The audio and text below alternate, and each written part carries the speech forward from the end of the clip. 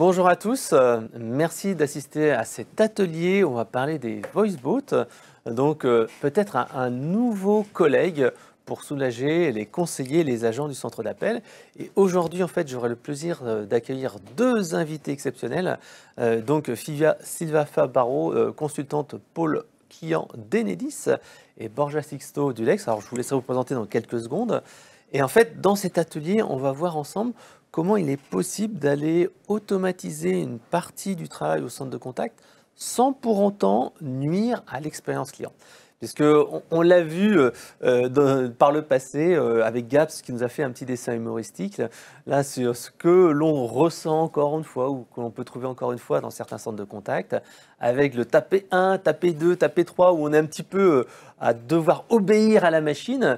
Et bien là en fait l'objectif c'est au contraire que la machine obéisse à votre voix.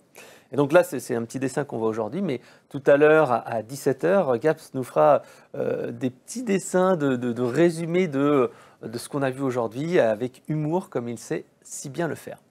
Alors, pour revenir à notre atelier, on va avoir surtout un retour d'expérience de Sylvia, qui a vraiment du recul maintenant, parce que ça fait plus de 3 ans que vous avez mis en place le premier VoiceBot chez Enedis. Donc, c'est quelque chose qui est déjà entré dans les mœurs. Et on va parler donc des 3 VoiceBots que vous avez mis en place. Mais d'abord, peut-être en quelques mots, ceux qui ne connaissent pas Enedis, tu peux présenter, je sais pas, ton métier et Enedis, et après on laissera bien sûr Borja nous parler du Lex. Alors bonjour déjà, merci de me donner l'opportunité d'être là avec vous ce matin. Donc Enedis, c'est le distributeur d'énergie qui gère le 95% de la distribution d'énergie en France. Et moi, chez Enedis, je travaille dans la direction client.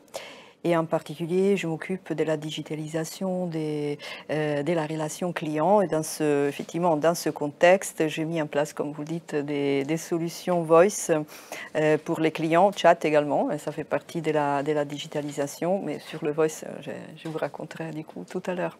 Merci Sylvia. Alors, Borja, nous, on se connaît très bien parce qu'on se parle tous les jours au téléphone. Oui, quasiment. tous les jours. Et donc, tu es un de nos partenaires technologiques et en tout cas un partenaire technologique clé pour les VoiceBots et CallBots. Est-ce que tu peux présenter Ulex en 2 minutes? En 2 minutes, oui. Alors, Ulex, c'est une société finalement qui a été créée dans les années 2000 et depuis les années 2000, on est sur l'automatisation des appels. Aujourd'hui, avec l'émergence de nouvelles technologies, notamment grâce à l'intelligence artificielle, on propose de nouveaux modes d'interaction, le langage naturel. Donc aujourd'hui, comme on l'a dit, on va parler avec une machine. Elle va être capable finalement de nous assister et de résoudre une partie des problématiques qui génèrent les appels sur les centres de contact généralement. Voilà. Et donc Borja gère en fait une partie qui est clé, hein, qui est l'orchestrateur, qui nous permet nous de dialoguer avec les clients, les différentes briques technologiques. Et ce qui est intéressant, et c'est pour ça qu'on t'a invité aujourd'hui, c'est que donc tu as vraiment beaucoup de recul, puisque tu accompagnes avec tes outils, hein, tes briques technologiques, des grandes banques françaises, des grands transporteurs de colis de particuliers, tu fais même du recouvrement à l'international, enfin vraiment tu as un beau recul sur pas mal de solutions, pas mal de secteurs d'activité. Donc c'est intéressant d'avoir le retour de Sylvia, 3 ans déjà d'expérimentation avec les bots, et toi qui as 5-6 ans sur différents projets de services vocaux. Alors justement, on va commencer dans le vif du sujet. Alors pourquoi on a voulu faire cet atelier puisque je ne sais pas si vous avez suivi récemment l'élection du service client de l'année, où ils ont mis une étude qui était assez intéressante. Donc le téléphone reste toujours le canal numéro 1. Et on voit bien qu'il y a l'automatisation actuelle de tout ce qui est bots, avec l'émergence des chatbots qui arrivent maintenant à faire 23% des interactions avec les services clients. Et pourtant, de manière assez étonnante, si les chatbots sont passés de 9 à 23% en l'espace de 3-4 ans, eh ben c'est le canal qui offre le moins bon taux de satisfaction, avec seulement 47% de taux de satisfaction contre à peu près 60% pour le téléphone. Et on voit bien qu'on a une émergence des bots et pourtant une satisfaction qui n'est pas la meilleure, qui est même la moins bonne.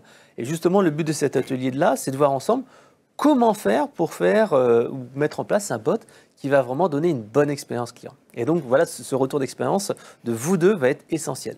Alors la première chose justement, Sylvia, est-ce que tu peux nous présenter ces 3 projets VoiceBot que tu as mis en place chez Enedis, avec pourquoi, comment ça s'est passé et surtout les résultats et qu'en pensent les utilisateurs et les conseillers.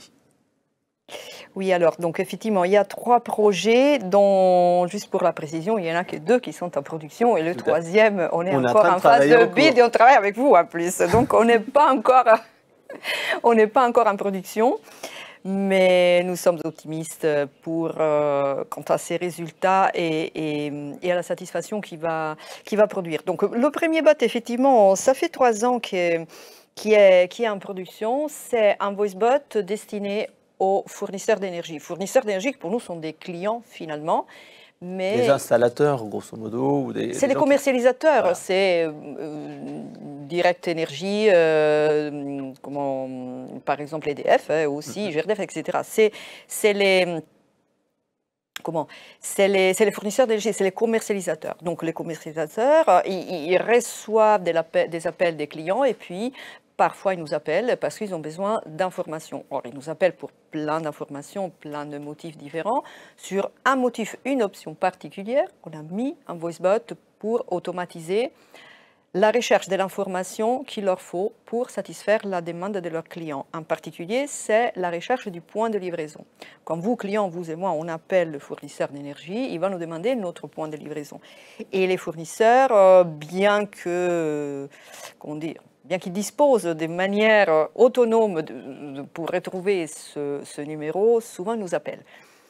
Oui, puisqu'ils pourraient très bien le chercher sur Internet, mais ils ont l'habitude soit de décrocher le téléphone pour dire je vais appeler le service client Enedis, ça va être rapide, je vais avoir exactement, ils ont une ligne dédiée, mais c'est pour les questions urgentes. Alors pour chercher le PDL, effectivement, le point de livraison, ils ont d'autres manières. On a mis à disposition aussi des portails pour cela, mais ils nous appellent. Donc du coup, ces appels, qui ne sont pas forcément des millions d'appels par an, donc la volumétrie est assez limitée, mais néanmoins, ce sont des appels qui génèrent du travail sans réelle valeur ajoutée. Voilà, c'est répétitif, etc. Donc, ce que nous avons fait, nous avons automatisé la recherche. En gros, on avait déjà des web services qui permettaient de rechercher ces informations, ces identifiants.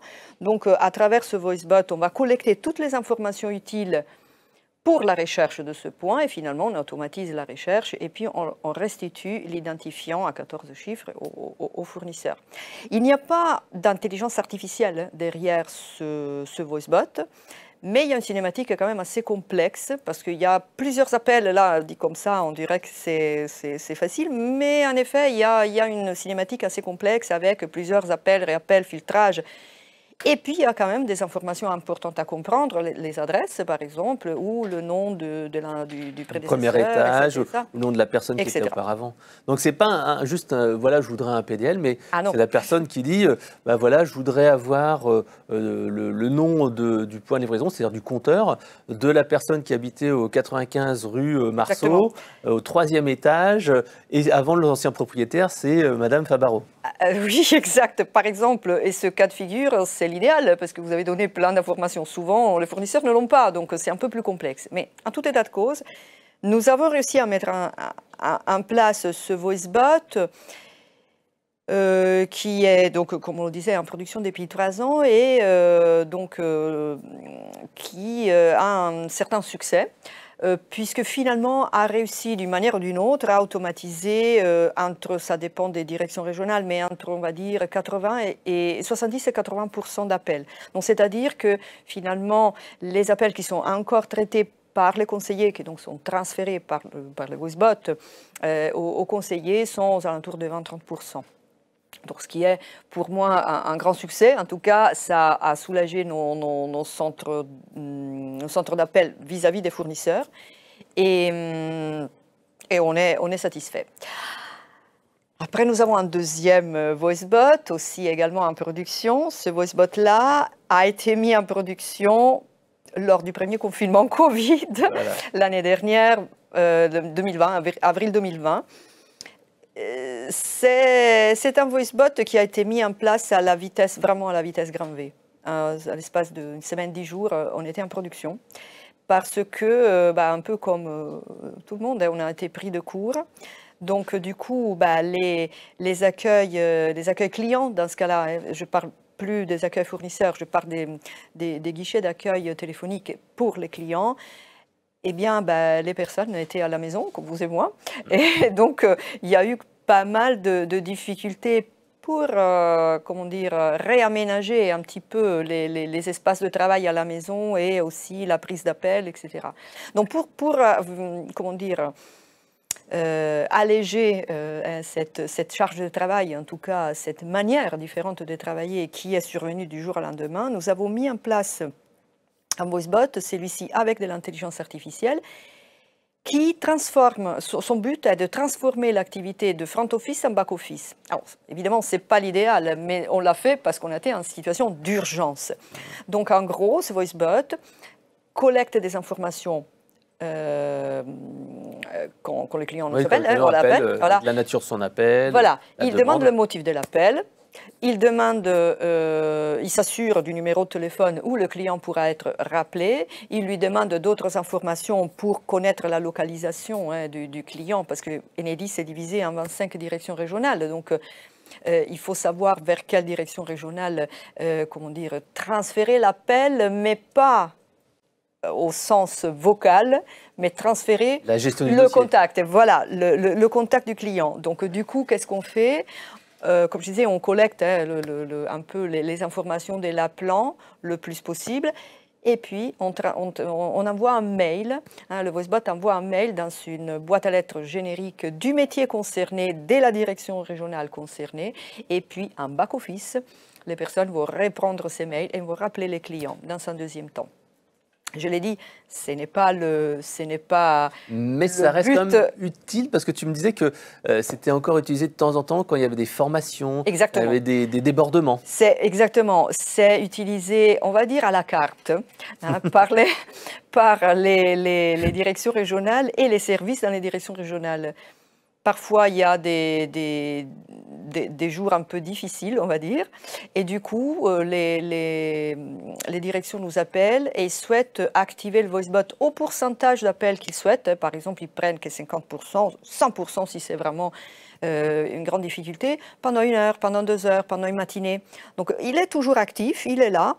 Et du coup, on s'en sert. Mais, comme je le disais, ce n'est pas notre but de rappeler les clients derrière, parce que de facto, génère du travail. Bah oui, puisqu'en fait, les gens, ils ne sont pas joignables. Et après, ils ne sont pas joignables au moment où. Donc, effectivement, ce n'est pas l'idéal. C'est vraiment pour pallier à une urgence. Mais néanmoins, moi, je pense que ça a été, on va dire, un succès dans ce sens-là, parce qu'on était tous vraiment dans l'urgence. Et il y a toujours ces situations d'urgence ou d'imprévus qui arrivent. Et là, ça permet de compenser et au moins de rendre le service minimum, quoi. Ah oui, complètement. Mais du coup, et là j'arrive sur la troisième expérience qu'on souhaite faire, qui elle n'est pas encore en production, mais qui est, comment dire, en phase de build avec vous. Donc là, pour le coup, c'est un vrai voicebot dont le but est double. Alors déjà, le premier objectif de ce voicebot est d'orienter, de comprendre, de classer, de comprendre le métier sous-jacent au contact du client, pour après soit y répondre, soit répondre à la question si celle-ci est relativement simple, ne porte pas sur des données personnelles, etc. Parce qu'il faut dire qu'il ne sera pas, tout du moins dans un premier temps, connecté au SeeCur d'Enedis. Donc c'est juste, il se source dans une base de connaissances, du coup il peut répondre aux questions génériques. Et d'ailleurs, ce qui est intéressant de noter, c'est que l'intelligence de ce voicebot, il vient en fait du web et il est déjà testable via le chatbot qui est sur le site internet. Complètement. Parce que vous avez fait un gros boulot là-dessus.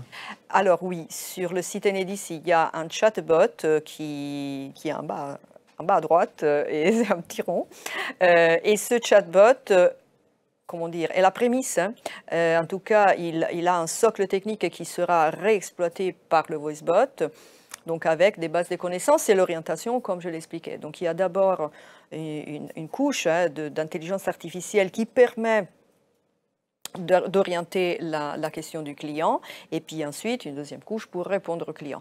Donc comme je disais, donc, il y a un double objectif. Déjà de comprendre le motif d'appel pour éventuellement, si on ne sait pas répondre, comment dire, adresser le client vers le bon interlocuteur. Oui, parce que tu me le disais, des fois ils appellent un numéro professionnel alors que c'est des particuliers, etc. Ça arrive après le client. Aujourd'hui, nous avons un SVI des plus classiques, un SVI des TMF, taper 1, 2, 3, un peu comme la petite vignette, taper. Et puis le client, parfois, il s'y perd un peu, il se perd un peu un chemin ou il n'écoute pas trop. Donc finalement, il est adressé vers un interlocuteur qui n'est pas le bon et qui donc, par conséquent, va retransférer le client vers le bon interlocuteur. Donc tout ça, on veut déjà éliminer toute cette partie d'adressage, de mauvais transferts par cette couche, comme je disais, d'intelligence artificielle qui interprète le motif d'appel. Et puis, si on y arrive, aussi répondre aux clients et de ce fait soulager les conseillers et diminuer le nombre d'appels entrants. Ouais, et c'est vrai qu'un des avantages, c'est que actuellement le SVI est donc ouvert aux horaires de bureau. En plus, oui, il y a ça aussi. Et alors là, par contre, avec le bot qui sera ouvert 24 heures sur 24, oui. S'il y a des demandes qui sont traitables en FAQ, oui. c'est-à-dire, comment je fais pour trouver, j'ai un problème avec ma facture d'électricité ou n'importe quoi, je veux faire élaguer, voilà, on le voit de temps en temps dans nos tests, et je veux élaguer des arbres ou j'ai un chantier, comment je peux enlever la borne Enedis. Oui. Ça, c'est des questions à très faible valeur ajoutée, oui. et le bot pourra y répondre 24 heures sur 24, le client a la réponse tout de suite, oui. et le conseiller sera soulagé de cette demande-là. Complètement, et le client sera satisfait de pouvoir avoir sa réponse tout de suite. La base des connaissances est la même que celle à disposition sur le chat, mais comme tu l'as dit... il faut les adapter.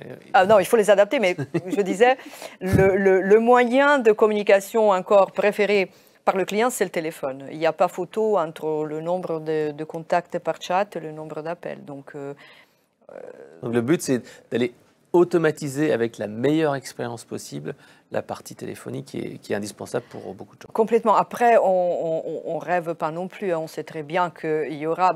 moi, je ne sais pas encore, on verra. J'espère d'avoir 10-20% d'appels au moins automatisés, ce qui fera déjà un grand... Enfin, ça sera pour nous un grand succès.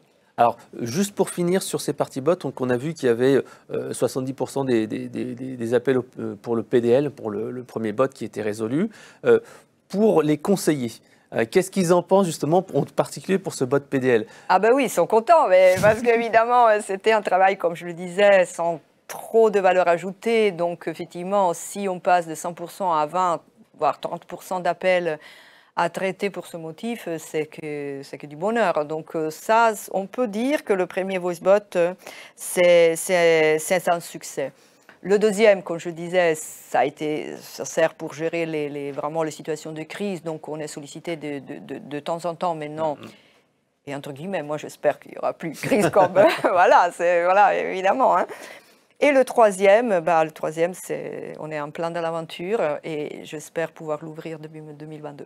Ok. Alors maintenant justement, on voit que technologiquement on arrive à sortir des choses.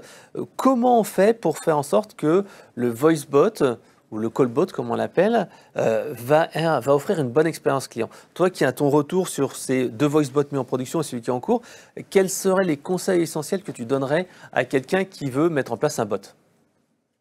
Donc, beaucoup de patience. Non, mais il faut voir déjà à qui s'adresse le bot. Par exemple, comme je disais, le premier, c'est lui pour la recherche de l'identifiant du PDL, s'adresse à des collègues, s'adresse à des fournisseurs. Donc on est en relation B2B. Donc, on utilise un jargon, comme dans chaque métier, et on peut se permettre de continuer à utiliser ce jargon. On se comprend. Si on dit PDL, on se comprend. Alors que le client lambda, il faut dire le point de livraison. Et encore, le compteur, le numéro de compteur, il comprend peut-être oui, c'est deux choses différentes. Mais je veux dire, après, on lui dit que vous trouvez sur votre facture, etc., etc. Donc, il y a un petit peu plus de pédagogie. Alors que si on est dans un cadre B2B, on parle la même langue, j'ai envie de dire. Donc, on a moins de soucis sur la recherche d'une simplicité, et en gros, pour être vraiment compris par le client lambda. Alors déjà, il y a pour moi un travail important à soigner sur comment on s'adresse en fonction de la cible à qui s'adresse comment dire, le voice bot. Donc après, il faut essayer de faire simple. Il faut essayer de faire simple, mettre, si possible, le moins de questions possible, quitte après à transférer. Parce qu'on ne peut pas non plus, comme je disais, on ne rêve pas, hein, on ne peut pas automatiser tous les appels, loin de là. Il faut se concentrer, à mon avis, sur les motifs d'appel les plus fréquents, avec la loi de Pareto, 80-20, hein, comme on dit toujours, pour essayer d'automatiser et de bien soigner au moins tous les cas de figure qui concernent les cas les plus récurrents, les plus fréquents. Avec un langage, comme je disais, qui s'adresse bien vers la cible. Après, donc essayer de faire simple, hein, comme je disais, le moins de questions possible si on y arrive.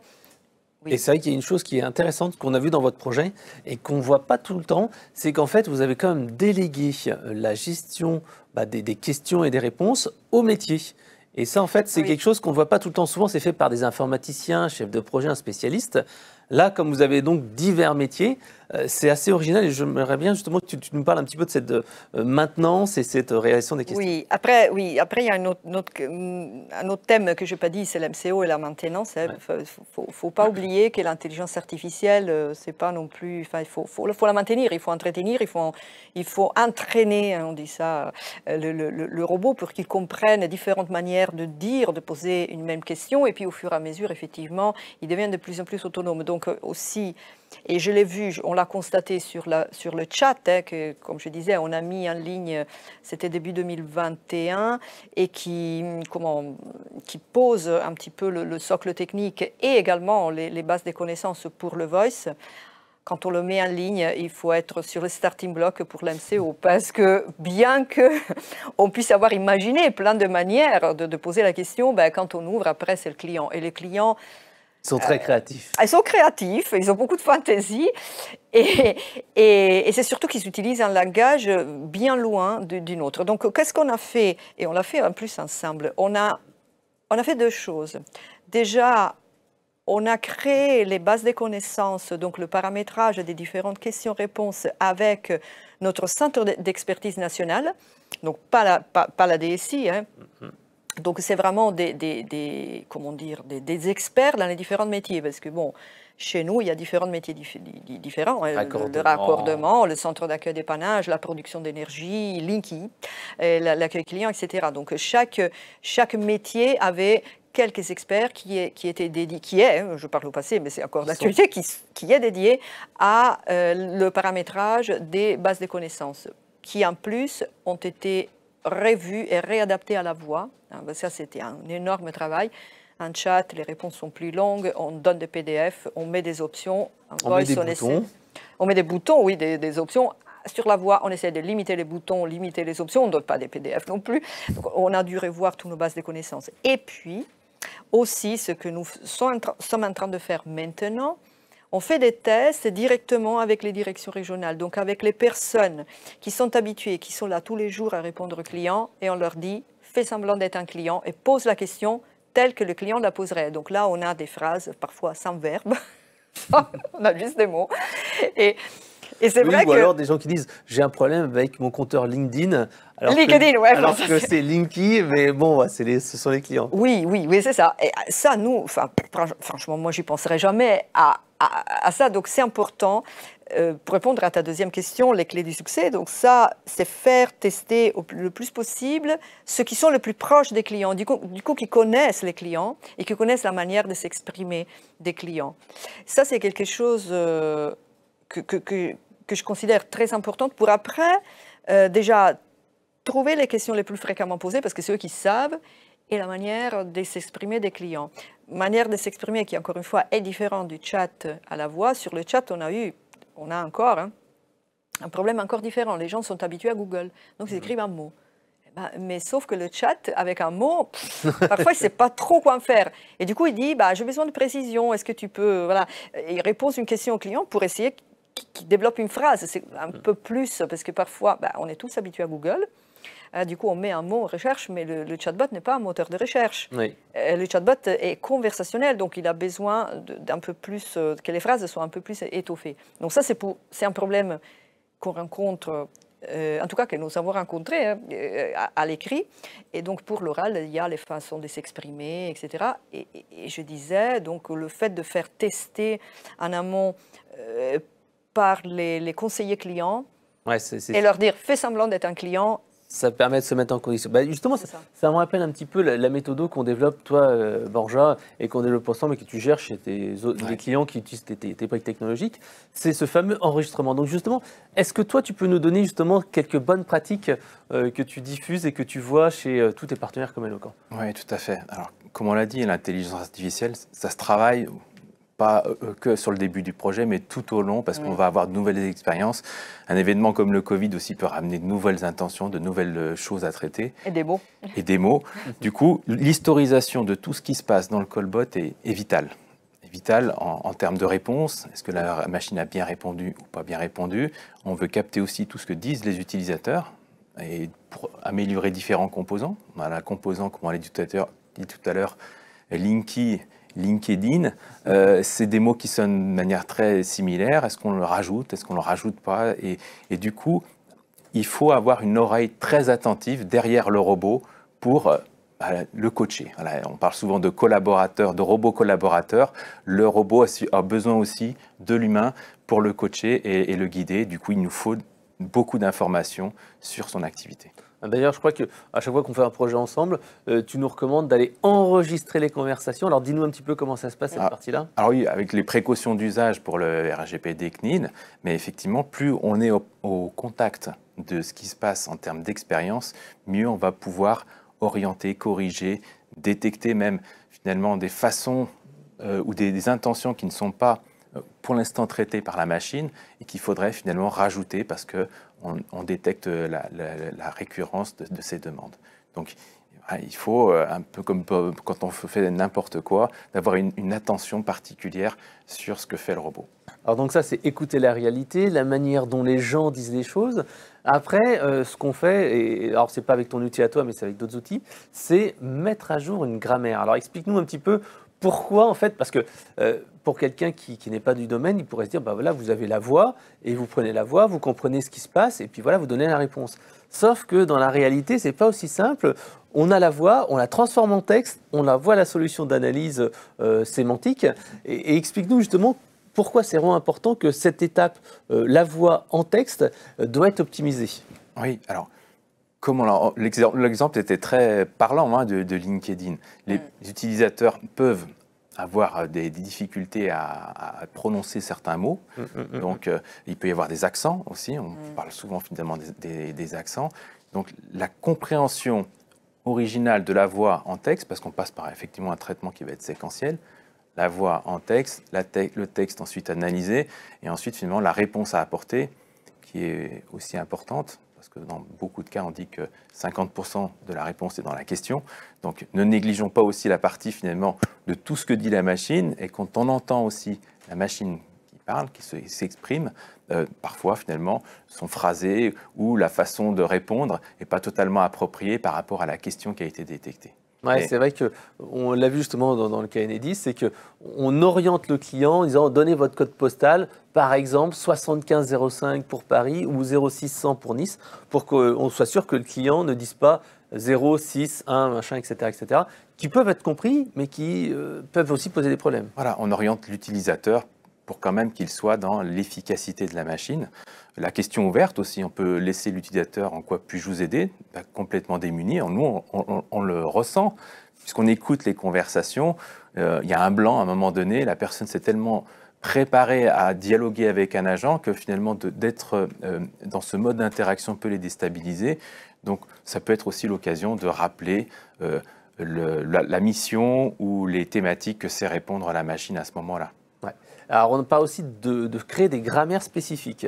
Ça arrive quand on a des termes un peu métiers, comme le cas chez Enedis, entre Linky, Enedis et les différents termes techniques. Alors, explique-nous un petit peu cet aspect grammaire personnalisée, pourquoi c'est utile, dans quel cas, etc. Alors, il y a grammaire spécialisé, tu sais, ou modèle spécialisé.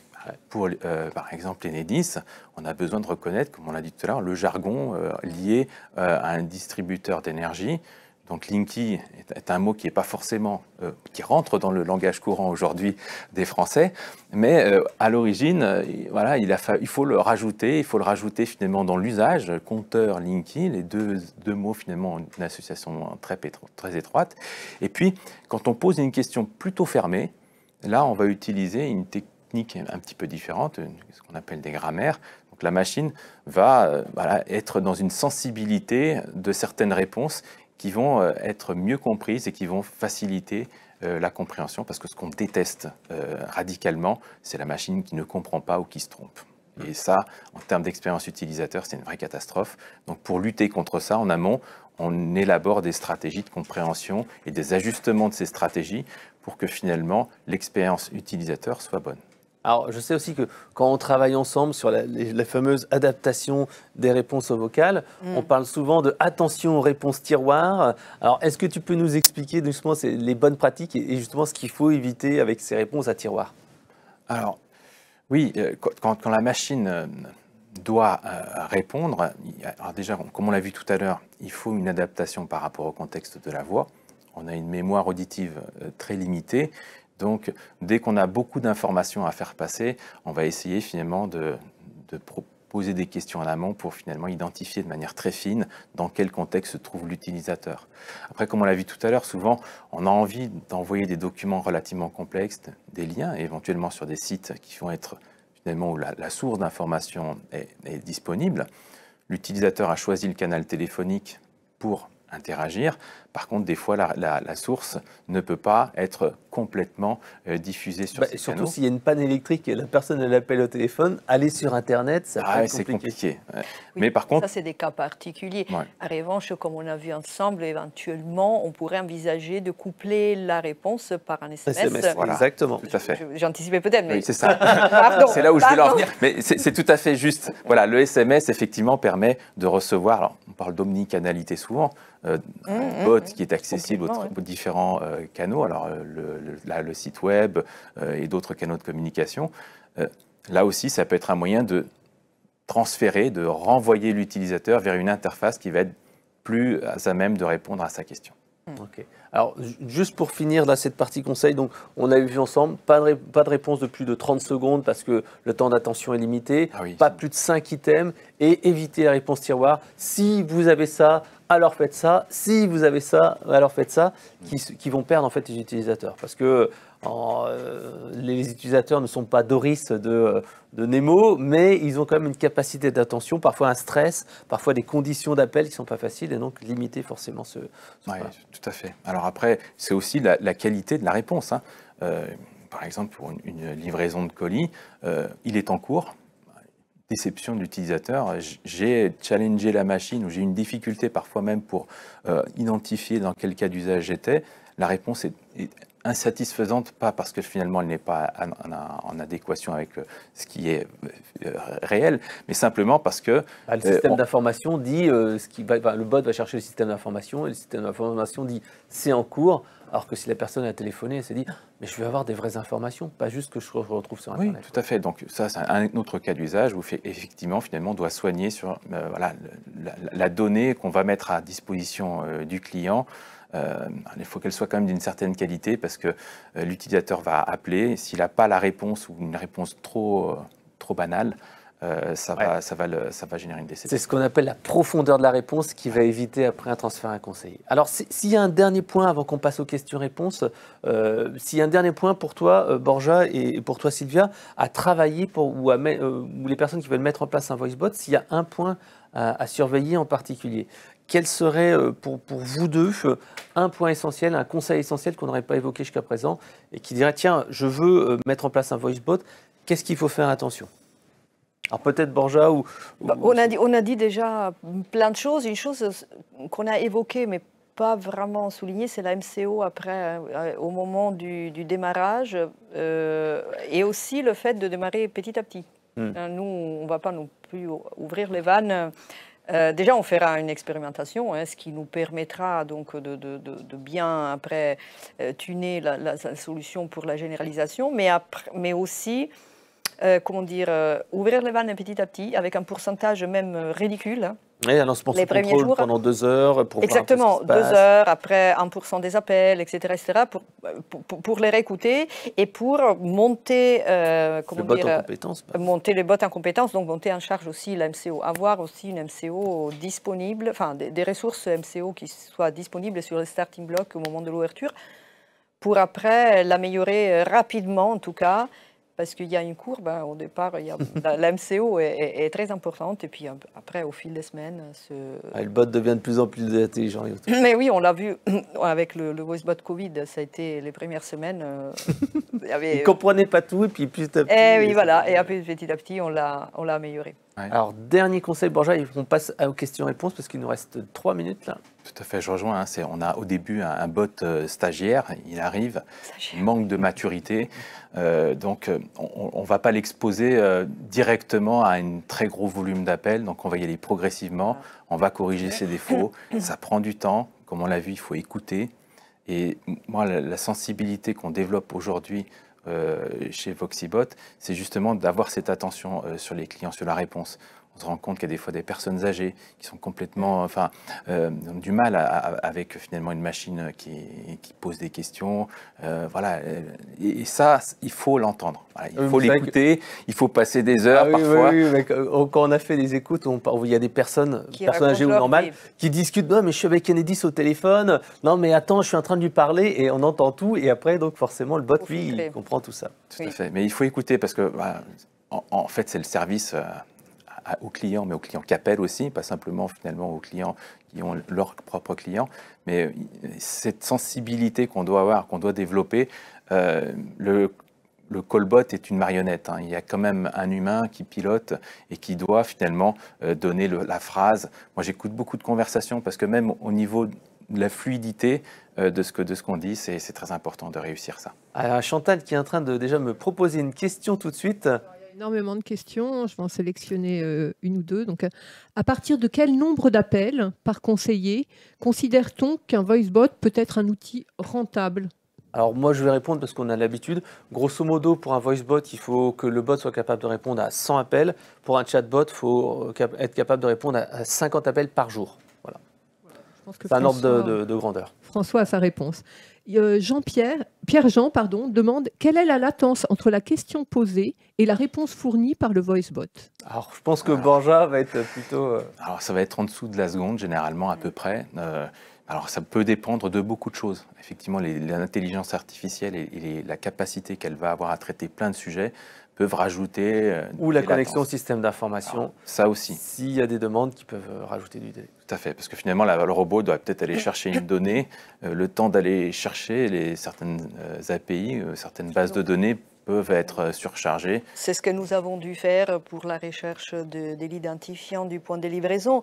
Là, on dit clairement, restez en attente, mais après, ce n'est pas une attente longue, c'est une seconde, c'est 2 secondes, mais on le dit quand même. Oui. Parce que là, ce n'est pas vraiment immédiat, il y a quand même l'appel en web service et le retour du web service. Ouais. Donc, du coup, mais s'il n'y a pas ça, si c'est juste de la réponse, parce que c'est une base de connaissances, on est vraiment, en tout cas, super rapide.